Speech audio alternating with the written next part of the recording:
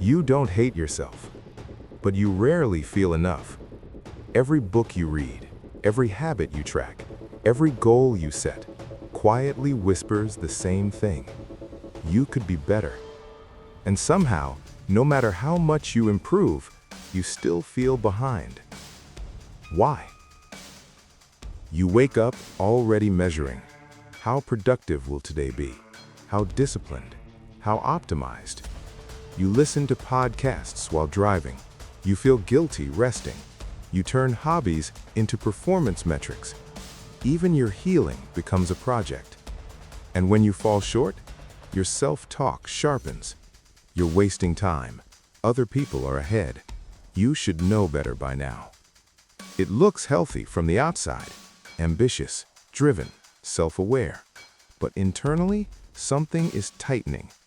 Your identity slowly shifts from "I am a person" to "I am a project."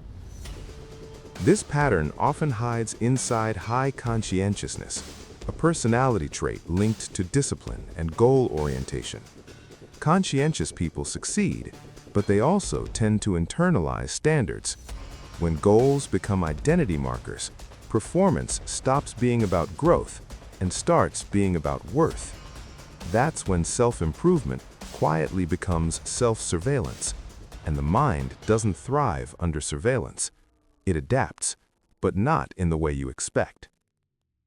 You are not broken for wanting to improve. The drive to grow is deeply human. Psychologically, self-improvement is tied to competence, one of the 3 basic needs identified in self-determination theory. Your brain is wired to seek mastery. Progress releases dopamine. Skill building strengthens neural circuits. Achievement reinforces motivation. Improvement feels good at first. But here's the shift.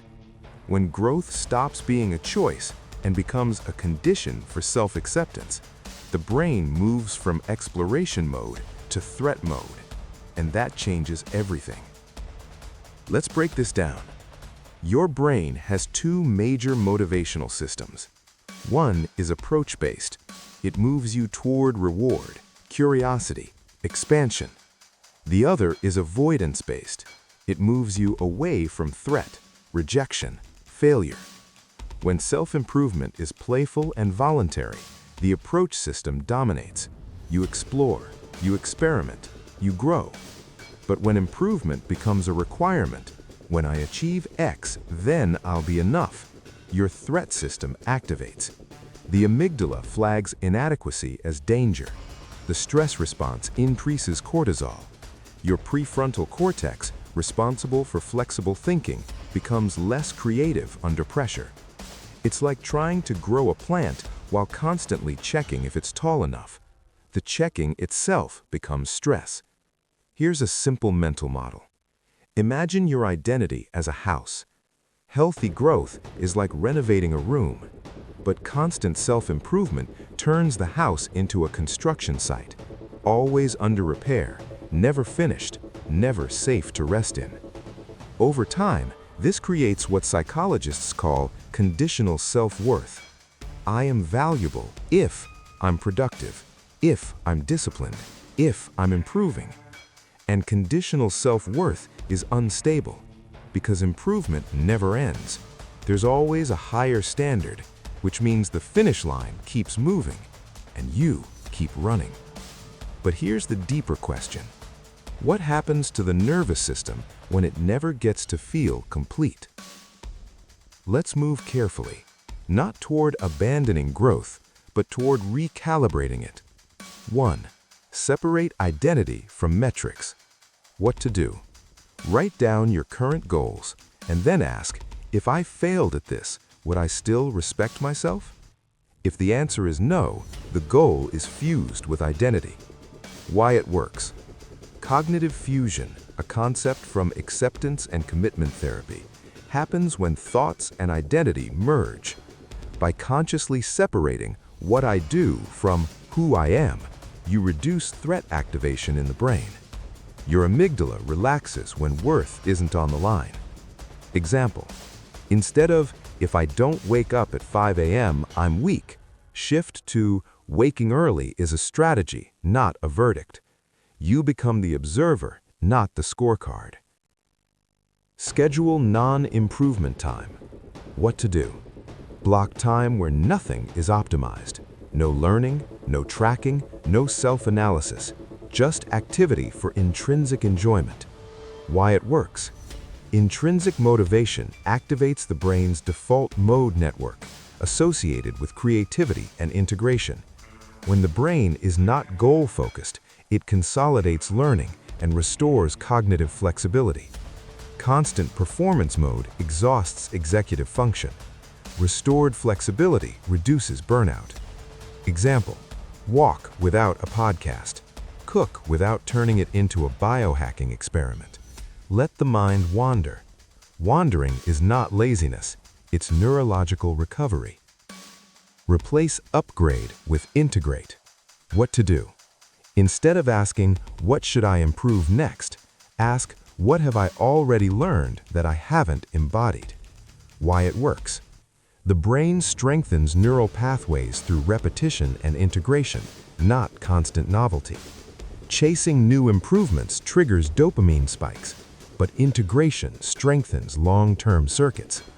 Depth builds stability. Example: you've read about boundaries. Instead of consuming another book, practice one small boundary this week. Integration reduces internal fragmentation. Redefine progress as regulation. What to do? Measure emotional regulation, not output. Ask, how quickly do I recover from stress? Why it works? Emotional regulation reflects nervous system resilience. A regulated system supports sustainable growth. An overstimulated system confuses productivity with survival. By focusing on recovery time, you shift from external metrics to internal capacity. Example: if criticism ruins your entire day, that's data, not failure. If next time it only affects you for an hour, that's growth. Invisible growth, but real. Practice enoughness exposure. What to do? Deliberately stop at good enough. Submit the draft, end the workout, close the book before perfection. Why it works? Perfectionism is linked to threat sensitivity. Stopping early creates controlled exposure to imperfection. Repeated exposure retrains the amygdala. The brain learns, "I can survive incomplete." Over time, anxiety decreases. Example: send the email without rereading it 10 times. Feel the discomfort. Notice you're still safe. That's neural rewiring. Integration. Here's the model to remember. Growth is healthy, but safety comes first. Imagine a tree. If the roots feel unstable, it grows thin and anxious. If the roots feel secure, it grows steadily. Self-improvement without self-acceptance is growth without roots, and roots are built through unconditional regard towards yourself, not after achievement, before it.